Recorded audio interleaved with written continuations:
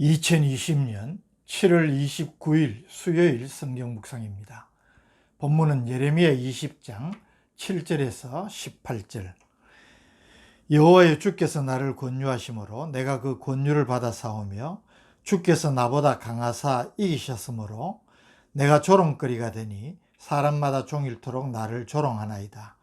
내가 말할 때마다 외치며 파멸과 멸망을 선포하므로 여호와의 말씀으로 말미암아 내가 종일토록 치욕과 모욕거리가 됨이니이다.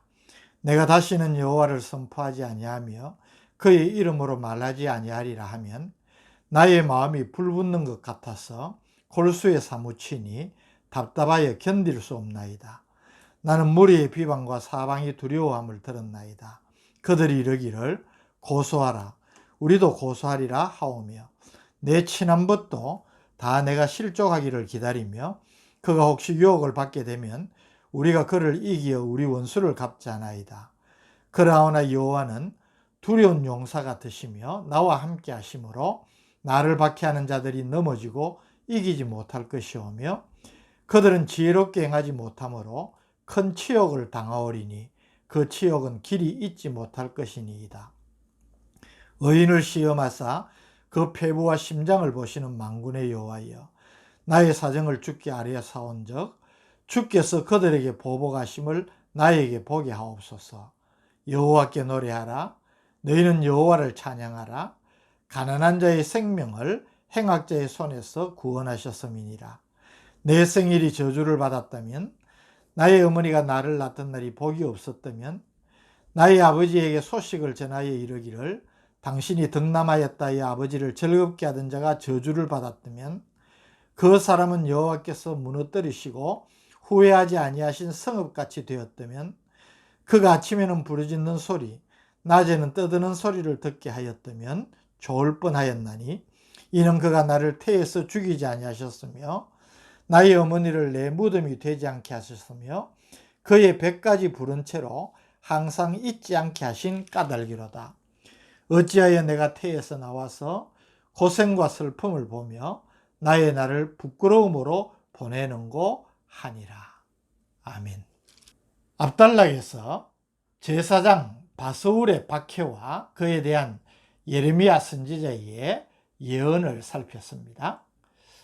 이어지는 오늘 본문은 계속되는 유다 백성들의 박해에 직면한 예레미야 선지자가 고뇌에 찬 탄식을 하는 것을 보여줍니다. 예레미야서에는 예레미야의 탄식이 6번 나타납니다. 그런데 오늘 본문 말씀에 나타나는 이 탄식이 마지막 6번째 탄식입니다. 먼저 7절에서 9절은 예레미야가 자신의 선지자직 소명과 그 소명을 감당함에 있어서 유다 백성들의 박해로 인한 내적인 갈등을 보여주고 있습니다. 7절, 여호와여, 주께서 나를 권유하심으로 내가 그 권유를 받아 싸우며 주께서 나보다 강하사 이기셨으므로 내가 조롱거리가 되니 사람마다 종일토록 나를 조롱하나이다. 주께서 나를 권유하심으로 내가 그 권유를 받아 싸우며 라는 말은 하나님께서 자신을 불러서 선지자 사역을 하라고 권했다는 것입니다. 주께서 나보다 강하사 이기셨으므로 라는 이 말은 예레미야가 소명을 받을 당시 자신은 이 선지자의 사역을 감당할 수 없는 자라고 거절하였지만 하나님께서 거의 강권하다시피 선지자로 세우셨다는 것입니다. 우리가 예레미야 1장 6절에서 10절에 예레미야 선지자가 부르심을 받는 장면을 떠올리면 될 것입니다. 8절은 이렇게 해서 선지자 사역을 감당하는 자신이 유다 백성에게 이런 박해를 받는 원인을 자신이 하나님께서 주시는 말씀을 그대로 신실하게 전했기 때문이라고 생각하는 것을 보여줍니다. 8절, 내가 말할 때마다 외치며 파멸과 멸망을 선포하므로 여호와의 말씀으로 말미암아 내가 종일토록 치욕과 모욕거리가 됨이니이다. 예레미야 선지자가 선포한 예언의 주제가 무엇입니까? 유다의 파멸과 멸망에 대한 하나님의 심판 경고 아닙니까? 그래서 예레미야가 입을 열어 말할 때마다 하나님이 심판하신다. 너희들이 이방 나라에 정복당하고 모든 재산을 빼앗기고 많은 사람이 죽고 살아남은 사람은 포로로 끌려가게 될 것이다. 하나님께서 반드시 심판하신다. 하나님께서 자신에게 전하라고 일러주신 말씀 그대로 가감없이 전하니까 유다 백성들이 기분 나빠하고 욕하고 심지어 죽이려고까지 한다는 것을 지금 토로하고 있는 것입니다. 만일 예레미야 선지자도 거짓 선지자들처럼 사람의 기분을 맞추어 적당히 듣기 좋은 말을 하였다면 백성들의 환대를 받았을지언정 이렇게 핍박을 받지 않았을 것입니다. 9절은 예레미야가 선지자로서의 소명과 현실 사이에서 적지 않은 고민과 갈등을 겪고 있다는 사실을 보여줍니다. 9절, 내가 다시는 여호와를 선포하지 아니하며 그의 이름으로 말하지 아니하리라 하면 나의 마음이 불붙는 것 같아서 골수에 사무치니 답답하여 견딜 수 없나이다. 예레미야 선지자가 지금 자신이 유다 백성으로부터 욕을 먹고 조롱을 당하고 심지어 핍박을 받는 이 힘들고 공고한 상황을 생각하면 이제 하나님의 심판 예언 사역을 그만둬야 되겠다. 이 심판 메시지를 내가 전하지 말아야 되겠다. 그렇게 마음도 먹어보지만은 정작 그렇게 마음 먹을 때에 하나님께서 세우신 선지자의 소명 때문에 마음이 답답하여 견딜 수가 없다는 것입니다. 이는 사도 바울이 고린도전서 9장 16절에 내가 만일 복음을 전하지 아니하면 내게 화가 있을 것이미로라, 그렇게 고백한 것과 같은 맥락의 말이라고 할 수 있는 것입니다. 10절은 자신이 경험한 예레미야 선지자의 심판 경고에 대한 유다 백성들의 반응을 그대로 묘사합니다.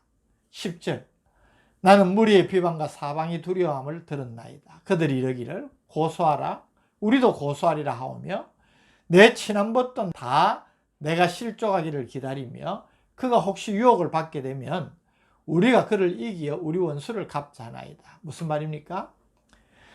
자신들의 죄를 지적하면서 하나님의 심판을 경고하는 예레미야에게 고소해라, 우리도 너를 고소할 것이다. 그렇게 하면서 하나님의 심판 경고를 인간적인 권고 차원으로 무시할 뿐만 아니라 선지자로서의 예언 사역을 무력화시키고자 하는 의도를 백성들이 갖고 있다고 답답함을 토로하는 것입니다. 심지어 자신의 친한 친구까지도 예레미야가 실수하고 타락하기를 유도하여서 넘어뜨리기를 도모하고 있는 이런 상황을 하나님께 호소하는 것입니다. 그러나 그럼에도 불구하고 하나님께서 자신을 핍박하는 대적들에게 보복해 주실 것을 확신하면서 하나님을 찬양하고 있습니다. 11절, 그러나 여호와는 두려운 용사 같으시며 나와 함께 하심으로 나를 박해하는 자들이 넘어지고 이기지 못할 것이오며 그들은 지혜롭게 행하지 못하므로 큰 치욕을 당하오리니 그 치욕은 길이 잊지 못할 것이니이다. 12절, 의인을 시험하사 그 폐부와 심장을 보시는 만군의 여호와여, 나의 사정을 주께 아뢰어 사온즉 주께서 그들에게 보복하심을 나에게 보게 하옵소서. 이 확신 속에서 13절에서 하나님을 찬양하고 있습니다. 여호와께 노래하라. 너희는 여호와를 찬양하라. 가난한 자의 생명을 행악자의 손에서 구원하셨음이니라. 14절에서 18절은 갑자기 분위기가 바뀝니다. 하나님의 보호하심과 대적에 대한 보응을 확신하며 하나님을 찬양하는 그가 14절에서 18절에 절망적인 탄식을 또 토로하고 있다는 것입니다. 쉽게 이해되지 않지만 이 14절에서 18절은 일종의 삽입구절로 이해가 됩니다. 그가 바스올의 박해를 받으면서 얼마나 큰 고통을 겪었는지를 회상하는 것으로 이해를 하면 자연스럽게 본문을 받을 수가 있습니다. 그는 14절에서 내 생일이 저주를 받았다면 나의 어머니가 나를 낳던 날이 복이 없었다면 18절에는 어찌하여 내가 태에서 나와서 고생과 슬픔을 보며 나의 날을 부끄러움으로 보내는가 하니라. 한마디로 아버지 어머니 왜 날 낳으셨나요? 그렇게 부르짖을 정도로 고통스럽다는 것입니다. 그런데 우리가 이 부분을 읽고 묵상을 하면 욥의 고백을 떠올리게 됩니다. 고난 가운데서 욥이 자신의 생일을 저주했던 욥기 3장 3절에서 12절의 내용과 매우 비슷합니다. 아마도 욥기의 내용을 잘 알고 있었던 예레미야가 욥의 탄식을 자신의 탄식으로 차용한 것으로 이해할 수가 있습니다. 어쨌든 예레미야 선지자의 심적 갈등과 고통을 보여주는 본문을 통하여서 우리 자신을 한번 생각해 볼 수 있기를 바랍니다. 예레미야, 그도 인간입니다. 선지자지만 우리와 똑같은 성정을 가진 연약한 존재입니다. 그런데 우리가 주목하는 것은 그가 그 모든 상황을 극복하고 다시 사명을 감당하고 하나님께 영광을 돌리는 위대한 인생이 되었다는 사실입니다. 믿음의 길, 사명의 길에도 갈등과 고통이 따릅니다. 어떤 사람은 그 갈등으로 인하여서 믿음에서 떠나고 사명의 길에서 돌았습니다. 그러나 예레미야처럼 더 견고하게 사명의 길을 달려가는 사람이 있다는 것입니다. 무엇이 그것을 가능하게 합니까? 그것은 바로 자신의 사명과 하나님의 도우심에 대한 확신입니다. 오늘 우리도 어떠한 고난 가운데서도 이 예레미야처럼 최후의 영광을 바라보며 끝까지 믿음으로 나아가 승리하는 사람이 되기를 바랍니다. 로마서 8장 18절 생각하건대 현재의 고난은 장차 우리에게 나타날 영광과 비교할 수 없도다. 이 소망을 마음에 간직하고 하나님께서 맡겨주신 사명 또 거룩한 책임을 잘 감당하는 성도들이 되시기를 바랍니다. 오늘도 존귀한 사명과 또 거룩한 소명 앞에서 너무나 부족하고 연약한 저희들임을 다시 한번 고백하지만 하나님의 도우심을 의지하고 끝까지 승리할 수 있는 우리가 될 수 있도록 하나님 우리와 함께하여 주옵소서. 예수님의 이름으로 기도드립니다. 아멘.